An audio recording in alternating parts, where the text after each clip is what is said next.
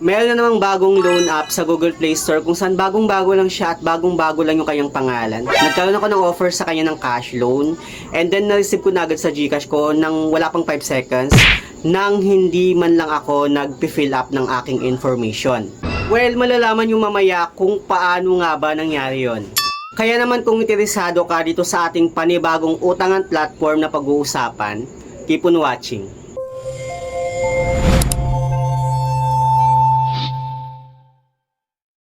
Hello guys, it's Sir Mariano and welcome back to my YouTube channel.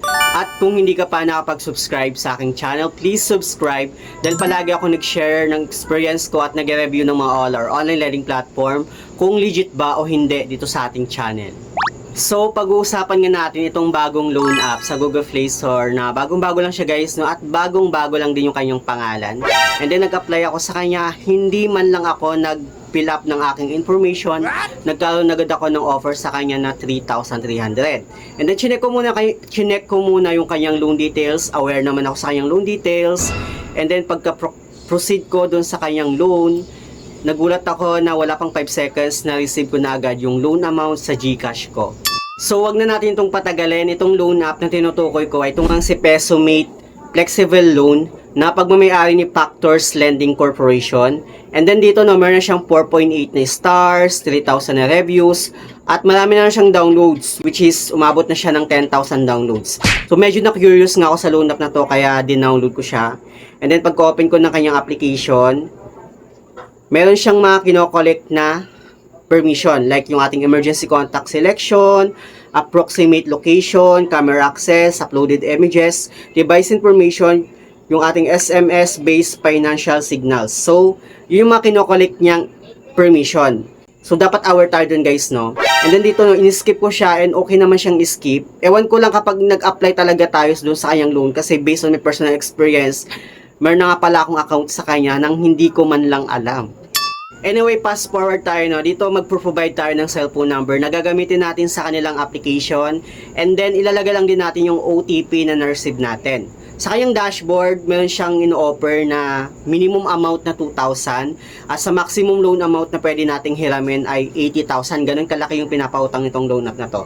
And then dito sa baba niya makita natin sabi niya check my exclusive limit. So chinek ko kung magkano yung limit na i-offer niya sa akin.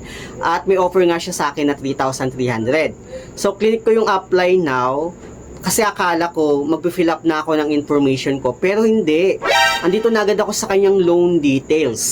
So dito, medyo naguluhan talaga ako sa kanyang loan app kasi hinanap ko talaga yung kanyang information, yung pag-fill up ko ng information kasi hindi man lang ako nag-fill up ng information ko eh. Dumiretso agad ako sa kanyang loan details. So sa kanyang loan details, no, since nandito naman na tayo, i-check na lang natin siya ng maigi. And dito nga, no, yung maximum credit limit na offer niya sa akin is 3,300 and pwede ko pa siyang i-adjust ng up to 500. Pero sabi niya dito, you cannot apply if your available limit is below 1,000.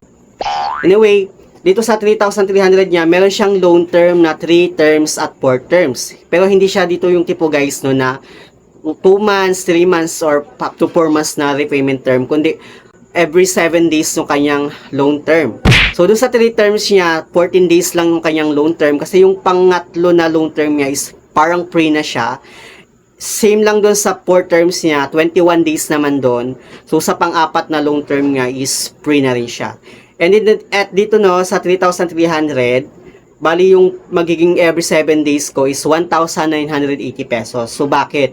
Makikita natin dito no, yung principal niya is 1,237 pesos. Meron siyang free na 412 pesos at interset na nakalagay guys. No? Hindi man lang nila inaayos yung kanilang application. Interset yung nakalagay instead na interest. So dito parang medyo namumukhaan ko itong loan app na to no. And dito tinuloy ko na lang siya guys. So dito sa interest niya 330 pesos. Same lang doon sa kanyang second na repayment term. Kung ito total naman natin yung loan amount na babayaran natin doon sa 3 terms niya. So 1,980 times 2 kasi 14 days lang yung kanyang repayment term kasi ngayon 'di ba yung pangatlo is free na siya. So 3,960 pesos yung magiging total na babayaran natin. I-minus natin yung 3,300. So, kikita sila ng 660 pesos in just 14 days. At tatapatin ko na kayo guys, no, based on my personal experience, hindi rin po natin siya ma-receive ng buo yung loan amount na hihiramin natin. Dako naman tayo dun sa kanyang 4 terms, which is 21 days kasi nga free na yung last term niya. So 1,430 every 7 days yung babayaran natin. So 1,430 times 3, magiging 4,290 pesos yung total na babayaran natin. So ima-minus natin yung 3,300. Bali 990 pesos yung kikitain nila in just 21 days. And then, ayun nga, tulad ng sabi ko, hindi po natin ma-receive ng buo yung loan amount na hihiramin natin. Nung una, wala pa akong idea, akala ko buo mong ma-receive yung loan amount sa kanya. So, tinry ko muna yung 2,000, no. So, dito pinili ko yung 3 terms para mabilis siyang matapos. Bali doon sa 3 terms niya, 1,200 every 7 days yung babayar natin. So, 14 days yung kanyang loan term kasi free na nga yung isa, di ba? So, pag kakalculate mo siya, no, 1,200 times 2, bali 2,400 pesos yung total na babayar natin. So, kikita sila ng 400 pesos. At based on my personal experience, no, nung grinab ko na yung loan amount na 2,000, na-receive ko agad siya sa GCash ko, wala pang 5 seconds. At magkano lang yung na-receive ko guys? 1,500 pesos. Yun lang yung amount na na-receive ko dun sa 2,000. So, ang laki ng kikitain nila in just 14 days, almost 900 pesos. Anyway, chinek ko ng maigi itong loan up na to kasi nakakapagtaka na hindi man ako nag-fill up ng information ko. Nagkaroon agad ako ng offer sa kanya at na-receive ko na agad yung loan naman sa e-wallet ko. So, chinek ko yung loan history ko sa kanya.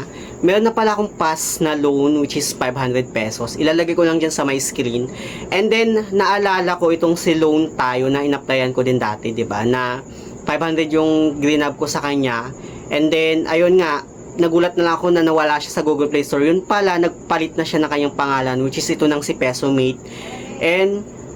Pero yung nag-text sa akin ng code which is si El Peso. And sa El Peso guys, no, meron akong experience sa kanya last 2023 kung saan meron pa akong last loan, parang meron akong hindi nabayaran sa kanya na pang last na loan term ko which is na-abandon ko siya. Pero nakakagulat kasi na-operan pa rin ako sa kanya. Anyway guys, didiretsuhin ko na kayo, no. Hindi po recommended na utangan itong si Pesomate kasi siya si dating loan tayo na nawala na sa Google Play Store. Sinearch ko nga siya sa Google Play Store, wala na talaga siya doon. At ayun nga, nagpalit nga talaga siya ng kanyang pangalan. Ewan ko lang kung bakit na naman siya nagpalit ng kanyang pangalan, no. Pero dito, no, hindi po siya recommended at hindi siya okay na utangan kasi sobrang laki ng kaltas niya at sobrang laki ng kikitain niya sa'yo in just 14 days or 21 days, malala pa pag longer term payment ka, mas malaki yung kikitain sa'yo. Sobrang garapal sa interest itong loan up na to. Ang laki na ng kaltas, may interest pa. Talagang mababaon tayo sa utang kapag once na nag-apply tayo sa kanya. Kaya pag-isipan nyo muna mabuti bago tayo mag-proceed. Anyway, yun lang naman yung gusto kong i-share sa inyo, no, na hindi po legit itong si Pesomate. Sa mga hindi pa pala nakapag-subscribe sa aking YouTube channel, please don't forget to like, share, subscribe. Click the notification bell para lagi kang updated sa aking mga susunod na video. Thank you guys, thank you for watching and see you on my next video. Bye!